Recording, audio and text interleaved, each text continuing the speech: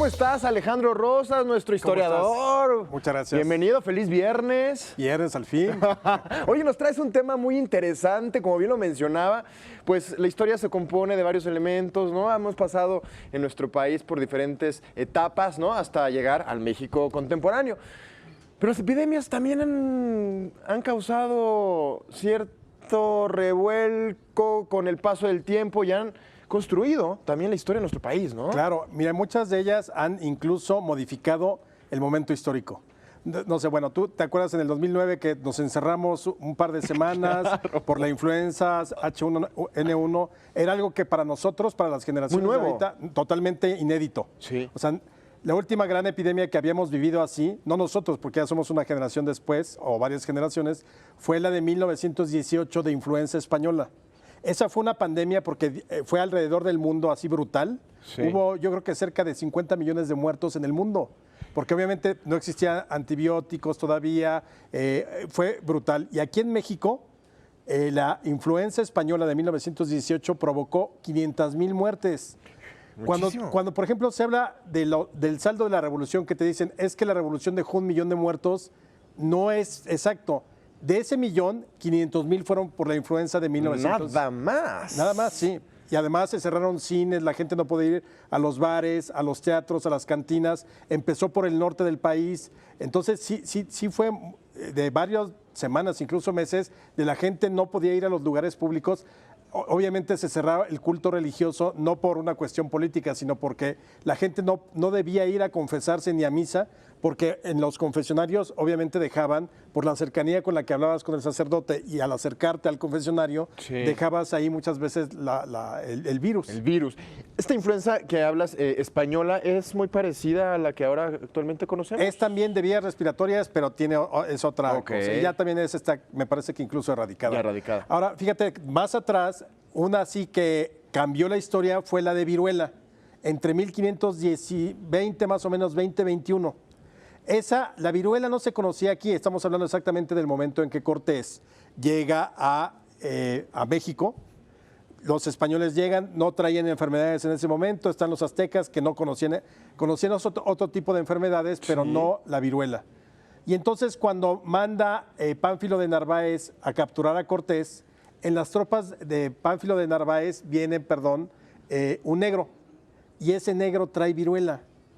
Entonces, cuando llega a México, se une el negro a la expedición propia de Cortés. Cortés derrota a Pánfilo de Narváez y entonces se lo traen aquí al centro de la ciudad, a donde estaba Tenochtitlan, y empieza una epidemia terrible de viruela. Claro. Tanto que entre las víctimas, quizá la más conocida es Cuitláhuac, que era el gran vencedor de Cortés en la Noche Triste. Sí. Pero pues obviamente una vez que le dio viruela, pues se acabó el asunto. Y Claro. entonces pues ya los españoles pudieron ganar en buena medida porque la población indígena se diezmó totalmente. Sin querer queriendo. ¿Cómo? Sin querer queriendo. Hay quienes dicen, pero esas son versiones muy chafas de que fue una guerra bacteriológica. No es cierto. Fue una cosa totalmente circunstancial porque nadie sabía que este individuo traía viruelas. Sí, claro. Y además nadie sabía cómo iba a reaccionar aquí la población.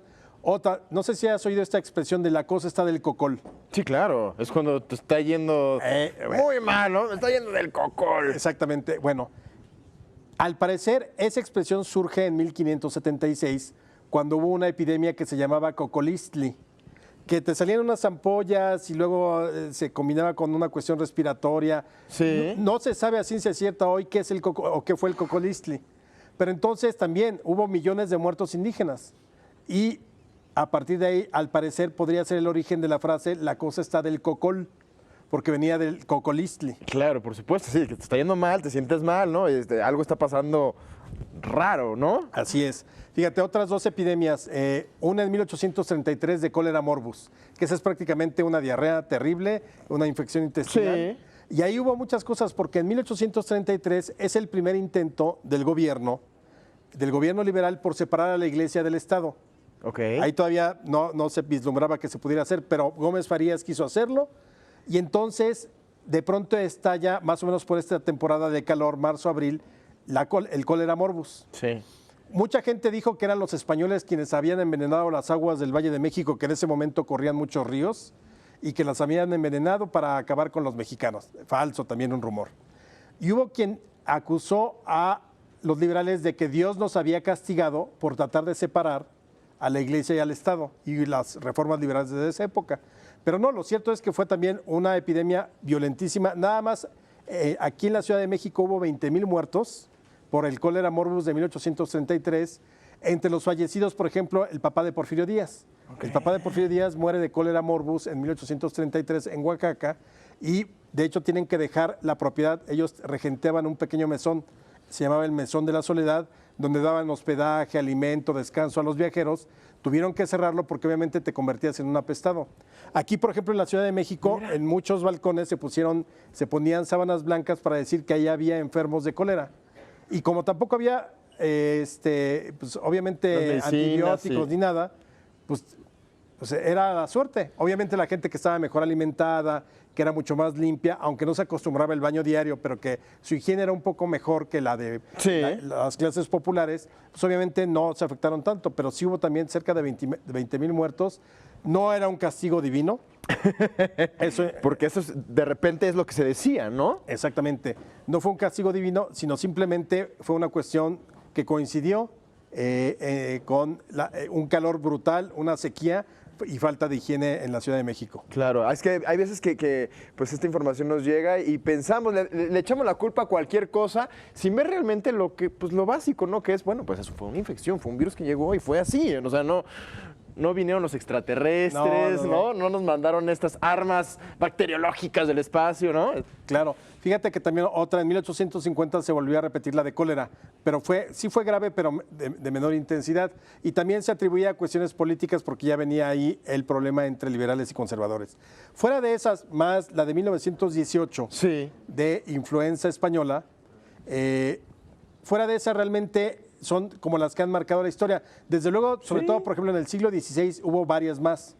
Y llegó a casi a desaparecer la población indígena, no solamente por una parte que era la explotada por los españoles, pero mucha por la enfermedad.